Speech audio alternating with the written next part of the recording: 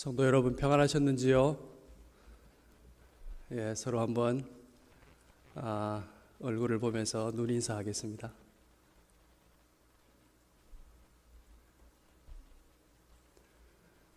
오늘도 하나님의 주시는 은혜와 평강이 우리 가운데 가득하기를 기도합니다. 지난 4주간에 우리가 룻기를 통해서 하나님께서 이루어 가시는 구원의 역사 한 토막을 보게 되었습니다. 룻기의 시대, 사사들이 치리하던 때를 어떻게 뭐라고 표현할 수 있을까요? 한마디로 백성들 마음에 하나님마저도 왕이 될 수 없었던 시대, 그러니까 마저도의 방점이 찍히죠. 하나님마저도 왕이 될 수 없었던 시대. 각기 자기가 왕이 되어서, 그래서 왕이 너무나 많아서 누가 왕인지 알 수도 없는 자기 소견에 오른 대로 행하던 암울한 시대였습니다. 그러나 이 패역한 시대 한가운데서도 하나님께서 쉬지 아니하시고 신실한 사람을 통해서 다윗 왕이 태어나게 되는 놀라운 구원의 역사를 진행하고 계셨죠. 룻기는 다윗으로 맞춰지고 또 다윗은 그 다윗의 후손으로 오실 영원한 생명의 회복자 예수님을 가리키고 있었습니다. 우리가 룻기라는 이 성경 거울처럼 들여다본다면은 우리의 삶 고단하고 어찌 보면은 별 다를 것 없고 지루하고 또 매일 반복되는 그런 일상이 영원에 연결되어 있음을 우리가 보았습니다. 주님 안에서 우리의 눈물, 또 흘리는 그 아픈 눈물, 그리고 슬픔, 또 슬픔만 있는 건 아니겠죠. 그 웃음과 또 춤은 정말로 하나님의 영혼에 연결되어 있고 하나님의 일을 이루는 신비가 되는 것을 보았습니다. 우리가 포기하지 않고 믿음과 소망과 사랑으로 힘있게 살아갈 때에 우리는 우리 자신도 모르는 사이에 다른 사람, 많은 사람의 삶을 회복시키는 생명의 회복자로 살아가게 될 것입니다. 오늘 이 읽은 우리의 본문 말씀은 이 삶에 정확하게 연결되어 있습니다. 오늘 본문은 룻기가 바라보았던 그 영원한 생명의 회복자께서 육신을 입고 이 땅 가운데 오셔서 하신 말씀이죠. 비유의 말씀입니다. 예수님께서 무슨 말씀을 하실까요? 비유로 오늘 근본적인 문제를 다루고 계십니다. 세 가지인데요. 과연 예수님은 나에게 누구신가 하는 것입니다. 두 번째는 예수님께 나는 과연 누구인가 하는 것이죠. 그리고 마지막은 나의 영광은 그래서 무엇인가? 무엇을 목적으로 사는가? 나의 삶의 의미는 무엇과 연결되어 있는가 하는 것입니다. 오늘 이 비유는 정확하게 이 지점을 관통하고 있습니다. 우리 모두가 오늘 이 본문의 말씀으로 하나님의 돌보심을 다 같이 받을 수 있기를 소원합니다. 예수님께서 예루살렘으로 가까이 오셨어요. 오시는 여정에 있었던 일들을 떠올릴 때마다 제자들은 가슴이 벅차 올라왔습니다. 무슨 일이 있었나요? 예수님께서 말씀만 하시면은 삼킬 듯이 일렁이는 파도도 또 다 쓸어버릴 것 같은 바람도 일순간에 잠잠하게 되는 역사를 보았습니다. 말 못하던 사람이 말을 하게 되고 또 많이 누워 있었던 못 걷던 사람이 자기 침상을 들고 걸어가는 광경을 보았습니다. 떡 5개 물고기 2마리로 장정만 5,000명인 많은 무리를 배불리 먹고도 남게 되는 그런 풍성한 역사도 보았습니다. 예수님께서 가는 곳마다 참으로 죄와 사망의 권세가 굴복되는 광경을 목도했습니다. 그야말로 거칠 것이 없었죠. 두려울 게 하나도 없었습니다. 그 주님이 예루살렘에 가까우게 다가가면 다가갈수록 사람들의 맥박은 점점 더 빨라졌습니다. 흥분을 감출 수가 없었죠. 그러나 예수님께서 향하시는 예루살렘과 사람들이 생각하는 예루살렘은 너무나 달랐습니다. 사람들은 예수님을 불의한 집권자들을 다 몰아내고 자기들에게 배불리 먹게 하고 태평성대를 누리게 할 새로운 나라의 새 임금으로 삼으려고 했습니다. 그 염원은 정말로 실제였습니다. 너무나 생생한 것이었습니다. 예루살렘에 가까워지자 무슨 일까지 벌어졌나요? 정말 예수님 분명히 왕이 될 건데 되시면 제발 나의 아들 하나는 좌편에 우편에 앉아 있게 해달라고 권세를 좀 나누어 주시라고 그렇게 청탁을 했습니다. 그러나 예수님의 예루살렘은 새로운 왕의 보좌가 놓여질 곳이 아니라 십자가가 세워질 곳이었습니다.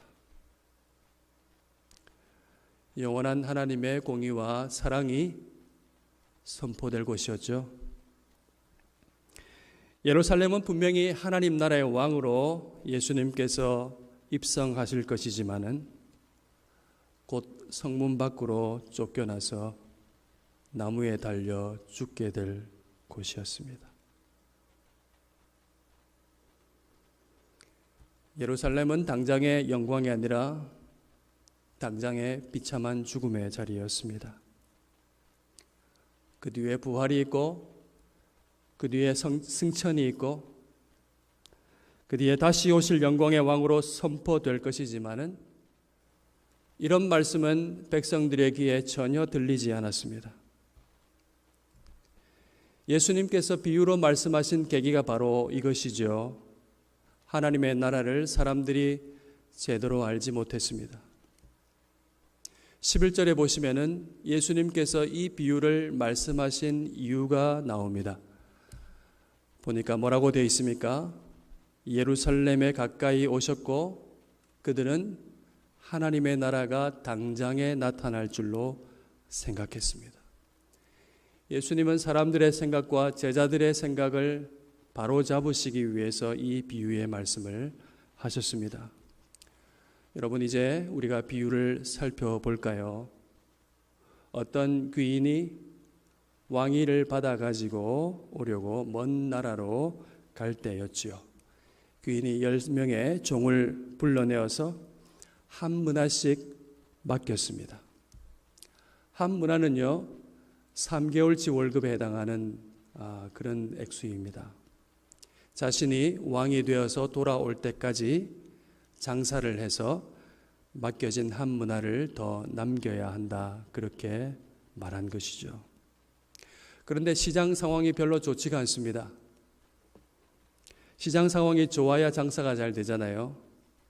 사람들의 반응이 안 좋습니다. 14절 말씀을 보시면 백성들이 그를 미워합니다. 장사 끝났죠? 미워하는 사람이 벌인 장사를 누가 좋아할까요? 구매하지 않을 겁니다. 당시에 유대의 왕이 되려면 로마로 가서 황제의 허락을 받아야 했습니다. 그러니까 이 14절이 보여주는 그림은 뭘까요? 사람들이 몰래 로마로 특사를 보내가지고 절대 이 사람은 우리의 왕이 되면 안 됩니다. 아무도 왕 되는 걸 환영하지 않습니다. 그렇게 말을 하는 것이죠. 왕이 되는 것을 필사적으로 막으려고 하는 그림입니다. 그러나 예수님은 하나님께서 보내심을 받은 하나님 나라의 왕이십니다. 사람들이 아무리 사람을 보내고 그렇게 말을 할지라도 그 뜻은 이루어지지 않을 겁니다. 왜냐하면 로마에는 아무리 사람을 많이 보낼 수도 있겠지만은 하늘에는 그럴 수 없기 때문이죠.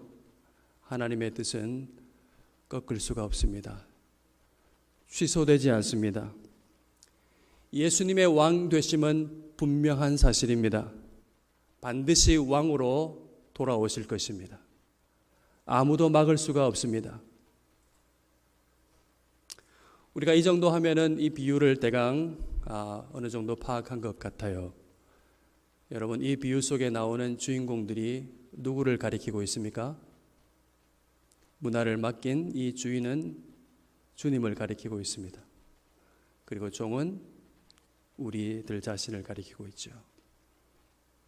그래서 이 비유가 무엇을 말하고 있습니까? 여러분, 이 비유는 먼저 예수님은 나에게 과연 어떤 분인지를 정확하게 묻고 있습니다. 그리고 그 다음에는 예수님을 거부하는 세상 속에서 예수님이 나의 왕이 되심을 믿으며 사는 삶이 어떤 것인지를 말하고 있습니다. 우리가 하나님 나라에서 살고 있는데 그 나라에서 어떻게 살아야 하는지를 이 비유가 가르쳐 주고 있습니다. 이제 됐죠? 그렇다면 우리에게 똑같이 맡겨진 이 한 문화는 무엇을 가리킬까요? 여러분, 우리가 잘 보아야 됩니다. 정신을 차려야 됩니다. 문화는 주님께서 다시 오셔서 결산하게 될 바로 그것입니다. 마지막에 다시 오셔서 꼭 확인해야만 하는 참으로 소중한 것입니다. 주님께서 귀하게 여기시는 거예요. 그러면 무엇이 주님께 가장 귀하겠습니까? 너무나 자명하죠. 우리에게 맡겨진 문화라는 것은 주님께서 십자가로 이루신 것을 가리킵니다. 자기 몸을 대속물로 주시면서 이루신 구원을 가리킵니다. 자기 핏값으로 사신 우리 자신, 하나님 자녀라는 우리의 이름을 가리킵니다. 설마 문화가 돈을 가리킬까요? 우리가 비유를 잘 읽어야 합니다. 우리가 비유를 제대로 읽지 못하면 어떻게 될까요?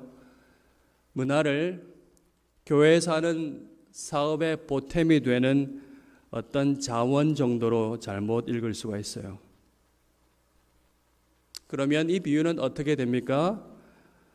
교회에서 하는 이런 일 저런 일을 잘 하는 데 필요한 충성을 요구하는 데 사용될 수 있습니다. 이런 것 저런 것 자원을 잘 내고 충성하면 10고을 5고을 권세를 차지한다는 식으로.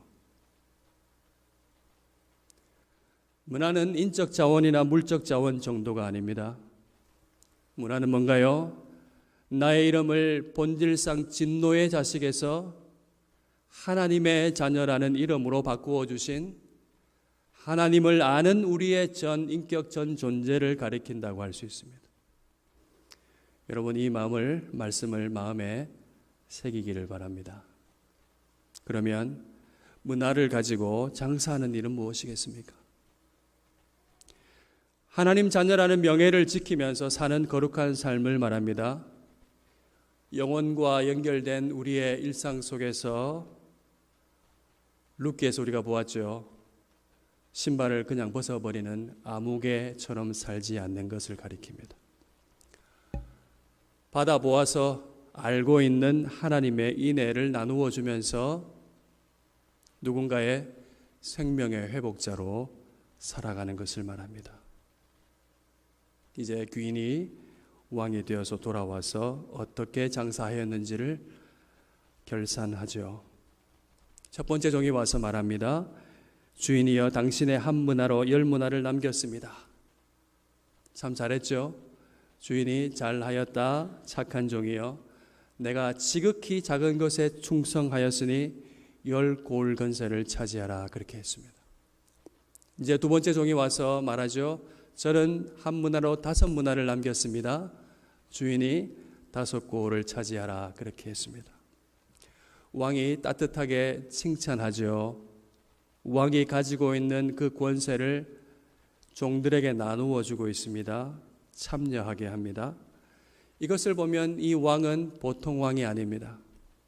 참으로 인자한 왕입니다. 이제 문제의 세 번째 종이 와서 말을 하죠. 주인이여 보소서, 당신의 한 문화가 여기 있나이다. 내가 수건으로 쌓아두었었나이다.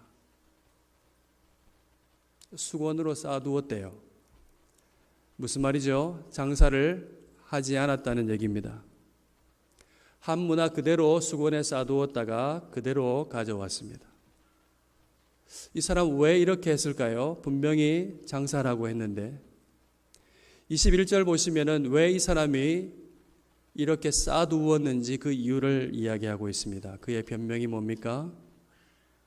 이 사람 주인이 엄한 사람이어서 무서웠다고 합니다. 그의 결론은 주인은 엄한 사람이다. 그것입니다. 그 결론 속에 주인은 심지 않은 것에서 거두고 두지 않은 것에서 취하는 사람입니다. 무슨 말인가요? 장사 미천도 주지 않고 장사하라고 하고 이익을 남기라고 하는 악한 사람이죠. 학창시절에 재미있는 얘기 있는데요. 나쁜 놈 대명사가 뭡니까? 후배 불러가지고 돈도 안 주면서 빵 사오고 잔돈 5,000원 남겨오라고 하는 그 악한, 심지도 않았으면서 남의 밭의 것을 거두어 오면서 내 거라고 말하는 악한 사람, 이보다 더 악한 사람이 어디 있습니까? 그가 무슨 근거로 주인이 그렇게 엄한 사람이고 악한 사람인지 결론 지었는지는 알 수는 없지만은 아무튼 이 사람은 주인이 그런 사람이었고 그래서 무서워서 수건에 쌓아두었다고 합니다. 여러분 이 종이 하는 말을 여러분 어떻게 생각하시는지요? 무섭게 느꼈다고 하니까 어쩔 수 없는 것 아닌가 하면서 이해하고 넘어가야 될까요? 여러분 주인이 악하다고 하는 무섭다고 하는 이 결론은 무엇을 근거로 나왔습니까? 그 근거는 주인은 두지도 않은 것을 취하고 심지도 않은 것을 거두는 것입니다. 그런데 그 주인은 과연 주지 않았습니까? 과연 미천을 안 주고 장사라고 했습니까? 그렇지가 않잖아요. 똑같이 한 문화씩을 나누어 주었습니다. 사실과 다릅니다. 결론에 근거가 없습니다. 그 결론은 자기의 생각일 뿐입니다. 자기의 판단일 뿐입니다. 그의 결론은 사실과 상관없이 내려졌습니다. 내 생각에 하나님은 불의한 하나님이야. 내 생각에 그냥 하나님은 못됐어, 잘못됐다고 생각하는 것이죠. 여러분 이것이 각기 소견에 오른 대로 행하게 되는 가장 강력한 방식입니다. 그렇게 결론 내면 마음이 편합니다. 자기의 관찰, 자기의 생각, 자기의 판단을 하나님 말씀보다 더 크게 생각합니다. 자기의 생각이 하나님 말씀보다 더 위에 있습니다. 이 사람 하나님을 다 파악했을까요? 어떻게 파악했을까요? 이 사람 다 하나님에 대해서 알아내어서 하나님은 악하다라고 판단한다면 과연 누가 더 높은 사람입니까? 당연한 결론에 이르지요. 이 사람이 더 높은 사람입니다. 이 사람 자신을 믿는 사람입니다. 종이라고는 입으로 말하고 있지만은 하나님을 신뢰하지 않습니다. 믿지 않습니다. 자신을 믿는 사람입니다. 그러면 이 사람이 한 행동은 무엇입니까? 이 사람은 자기가 내린 판단, 자기가 내린 결론을 기준으로 그저 대비했습니다. 무슨 대비를 어떻게 했죠? 나타날 모든 경우를 감안해서 아주 면밀하게, 세밀하게 대비했습니다. 어떤 경우인가요? 경우 네 가지가 있어요. 첫 번째는요, 주님이 왕이신데 오죠. 안 오시는 경우예요. 이 경우는 땡큐입니다. 어찌됐든 우리에게 상관하지 않는 하나님이시기 때문에 땡큐 맞죠? 그냥 마음대로 살면 됩니다. 두 번째는 왕이 아닌데 오시는 경우예요. 이 경우는 오셔도 상관이 없어요. 왕도 아닌데 뭘 어떻게 하겠습니까? 세 번째 경우는 왕이 아닌데 안 오시는 경우에 둘 다 X입니다. 이 경우는 진짜로 아무 상관이 없어요. 일고의 가치도 없습니다. 그냥 없는 것으로 여기면 됩니다. 아니시고 안 오시는데 뭘 생각합니까? 마지막 네 번째 경우죠. 오직 문제가 되는 경우입니다.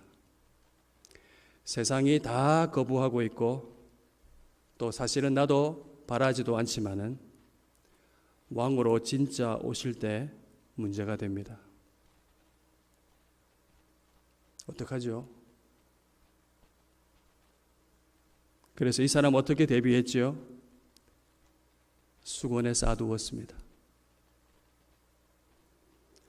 그럴 리가 없겠지만은 만에 하나 하나님께서 주님께서 왕으로 오시기라도 한다면은 본전이라도 내놓으면은 화는 면하겠다 생각한 거죠.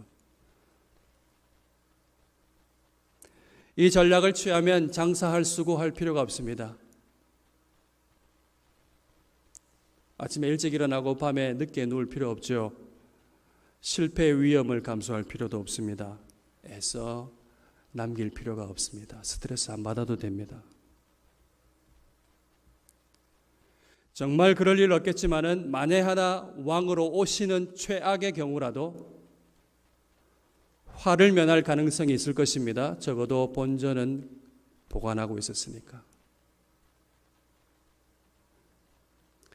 여러분, 이 사람이 누굴까요? 어떤 사람일까요? 헤아려 봅시다. 분명히 예수님 믿는다고 할 사람입니다. 교회 출석도 잘하고 헌금도 잘하고 찬송도 잘 부를 것입니다. 설교도 얼마나 잘 들었는지요. 내 이름 아시지요 하면서 찬송 부르지요. 심지어 교회에서는 좋은 평판까지도 들을 수 있을 것입니다. 하지만 그 찬송, 그 예배는 그냥 형식일 수가 있습니다. 아니, 목사님 너무한 거 아닙니까? 어떻게 그렇게 아시죠? 알 수 있습니다. 뭘로요? 믿는다고 하면서 아무런 순종이 없는 걸로 알 수 있습니다. 그는 힘쓰지 않습니다. 은혜에 합당하게 살려고 하는 아무런 부담도 그 어떠한 노력도 하지 않습니다. 그저 예수님께서 십자가와 부활로 이루어 놓으셨다는 구원을 나름대로 확보해 놓고서는 그저 위험에 대비하고 있을 뿐입니다. 어떨 때는 수건에 감추어 두었다가 어떨 때는 기가 막히게 수건을 풀어놓습니다. 세상에서 자기 이익에 재빠를 때에 하나님도 없는 것처럼 안중에 없는 것처럼 살더니 아쉬울 때는 풀어놓고서는 제 이름 아시죠? 그렇게 합니다. 여러분, 이 종을 보십시오. 그는 누굽니까? 자기 생각을 주인으로, 자기 생각으로 주인을 결정낸 사람입니다. 잘 보십시오. 누가 주인입니까? 누가 왕입니까? 주인이 악한 사람이라고 결론 지은 다음에 자기가 왕이 되어 살고 있습니다. 순종도 아니고 불순종도 아닌 애매한 것으로 사실 기대하지는 않지만은 오실지도 모르는 위험에 대비한 것이죠. 양다리라고 하더라고요. 한쪽에 걸치고 한쪽에 또 다른 거리를 걸친 것입니다. 주님께서 그를 그 종의 말로 심판하시죠. 22절 말씀입니다. 주인이 이르되 악한 종아, 내가 네 말로 너를 심판하노니 너는 내가 두지 않은 것을 취하고 심지 않은 것을 거두는 엄한 사람인 줄로 알았느냐? 뭐 하시는 겁니까? 팩트 체크를 하시는 거예요. 주인은 그에게 미천을 주었습니까? 안 주었습니까?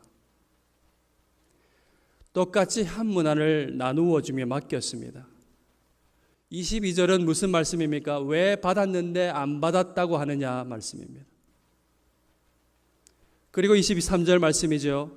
그러면 어찌하여 내 돈을 은행에 맡기지 아니하였느냐? 그리하였으면 내가 와서 그 이자와 함께 그 돈을 찾았으리라. 이거는 무슨 말인가요? 설령 너가 나를 악한 주인이라고 알았더라도 은행에 맡기는 최소한의 수고는 할 수 있었다는 말이죠. 네가 생각하는 포악한 나 돈 좋아하는 사람으로 할 텐데 주인이 아무것도 없는 것보다 한 푼이라도 더 있으면 더 좋아했을 것 아니냐 하는 그 말이죠. 정말로 내가 악하다면, 그리고 정말로 네가 옳다면 처음부터 못하겠다고 거부했었어야지. 나를 거부하면서도 너는 최후의 안전장치를 어설프게나마 마련해 두었구나. 주님께서 그 종의 말을 받아서 그렇게 심판하십니다. 주인이 이르되 내가 너희에게 말하노니 무릇 있는 자는 받겠고 없는 자는 그 있는 것도 빼앗기리라. 주님의 왕되심을 싫어하는 원하지 아니하던 원수들을 하나님께서 처벌하십니다. 여러분, 우리가 이 말씀을 비추어서 우리 자신을 두렵고 떨림으로 점검해 보아야 합니다. 여러분은 하나님을 어떻게 생각하고 계십니까? 여러분은 주님을 누구로 생각하고 계십니까? 그분은 과연 우리의 왕이십니까?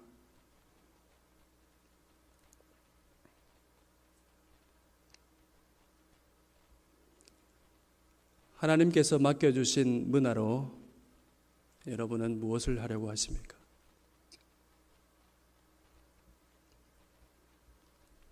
당장 오게 될 영광을 구하십니까? 아니면 십자가를 거쳐서 느리게 찾아오는 진정한 영광을 구하십니까? 하나님은 선하시죠. 자기 아들을 십자가에 내어주시고 우리를 살리셨습니다. 주님은 우리의 영원한 생명의 회복자입니다.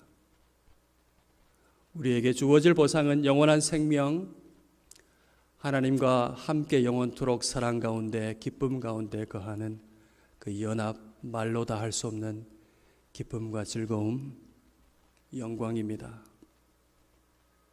하나님께서 이 영광을 아는 우리에게 사명을 주셨습니다. 선한 일을 하라고 하셨습니다. 왕께서 명령하셨습니다. 디도서 2장 14절 말씀 같이 읽어보겠습니다. 그가 우리를 대신하여 자신을 주심은 모든 불법에서 우리를 속량하시고 우리를 깨끗하게 하사 선한 일을 열심히 하는 자기 백성이 되게 하려 하심이라. 하나님께서 우리에게 선한 일을 맡기셨습니다. 우리에게 하나님의 성품을 나타내는 그 삶을 살아감으로 사람을 살리고 세우는 일을 맡기셨습니다. 우리는 왕 같은 제사장으로 하나님의 그 은혜를 전하는 사람이 되어야 합니다. 아버지의 아들과 성령의 이름으로 세례를 주고 우리에게 분부하신 그 모든 것을 가르쳐 지키게 할 사명이 우리 가운데 있습니다. 주님이 선하신 왕이심을 믿는다면 어떻게 할까요? 선하신 왕이심을 믿는다면 맡기겠지요. 온전히 순종할 것입니다. 선하신 왕을 믿는다면 위험에 대비하지 않습니다. 세상이 반대해도 주님을 따라갑니다. 여러분, 세상의 정신에 휩쓸리지 않고 주님을 따라가는 길이 뭘까요? 여러분, 예배를 생명처럼 여기시길 바랍니다. 꼬박꼬박 일주일 만에 돌아오는 이 예배의 시간, 우리를 살려내는 생명의 리듬입니다. 맥박이 끊어지지 않도록 이 시간을 생명처럼 여기고 하나님께 찬송하고 기도하고 우리 자신을 새롭게 발견하면서 하나님 앞에서 자신을 세울 수 있기를 바랍니다. 그리고 소모임에 열심히 참여하십시오. 말씀을 나누십시오. 삶을 나누십시오. 말씀과 삶이 만나게 하십시오. 서로를 위로하고 격려하고 축복하고 또 위에서 기도하면서